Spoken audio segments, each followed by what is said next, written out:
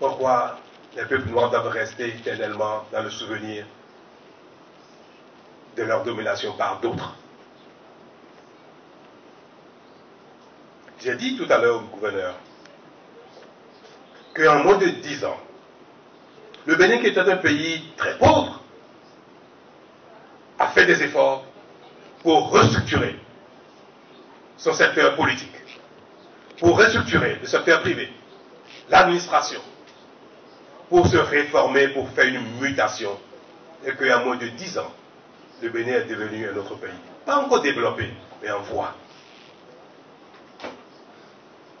Je lui ai expliqué, mon ministre l'a complété, le fait que nos réformes nous ont amenés à être plus sérieux au quotidien, à être plus volontaristes à l'effort, et à être plus déterminés.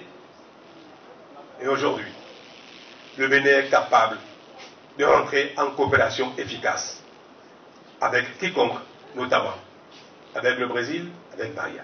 J'ai dit au président Lula hier, je ne suis pas venu au Brésil demander de l'aide. Le Bénin n'a pas besoin d'aide. Le Bénin est favorable à la coopération, certes. Mais ce qui nous caractérisait jadis, que les pays africains passent leur temps à demander de l'aide, ne caractérise plus le Bénin. Je suis allé en Norvège, en France, aux États-Unis, et je l'ai dit partout, nous avons besoin de rattraper notre retard. Nous avons besoin de technologie. Nous avons besoin d'équipement. Mais nous serons les payés de notre effort, de notre argent. Nous avons dit partout où je suis passé que le Bénin n'a pas besoin d'aide, besoin de technologie, de coopération. C'est vrai qu'aujourd'hui, le monde échange et nul n'a à lui seul toute l'intelligence et toute la technologie nécessaire. Mais elle se vend. La technologie s'achète.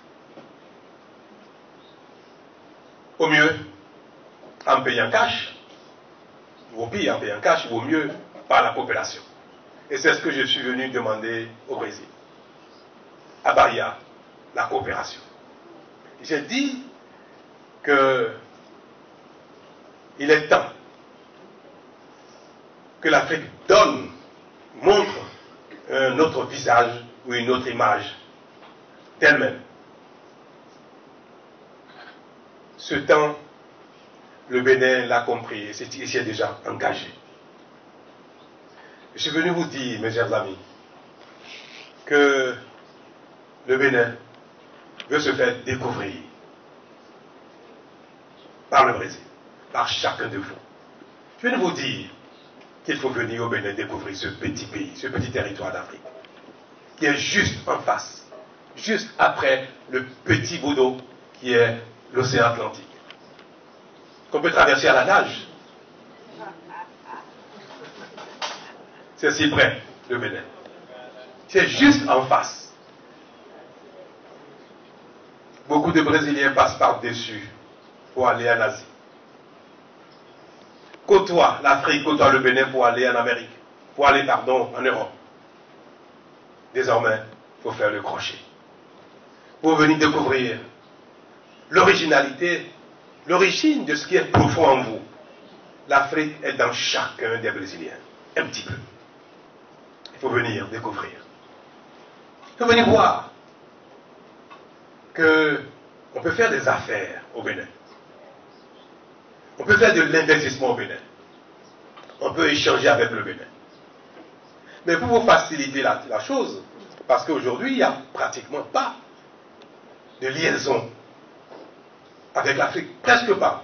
Juste quelques 2 ou 3 vols qui lient le Brésil à Lagos, à l'Afrique du Sud, à l'Angola. Pas plus. Pour vous faciliter la chose. Pour permettre que les Brésiliens découvrent le Bénin. Que les Béninois découvrent le Brésil, découvrent Bahia, découvrent Salvador. Viennent sentir ici que cette terre est également la leur. J'ai dit au président Lula et au gouverneur que nous allons travailler à mettre en place une liaison aérienne, voire une ligne directe entre Cotonou, la capitale du Bénin, la capitale économique du Bénin, et Salvador.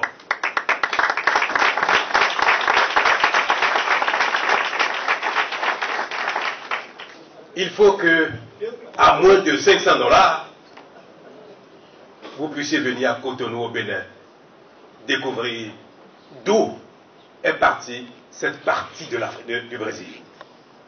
D'où est partie partiellement l'âme du Brésil.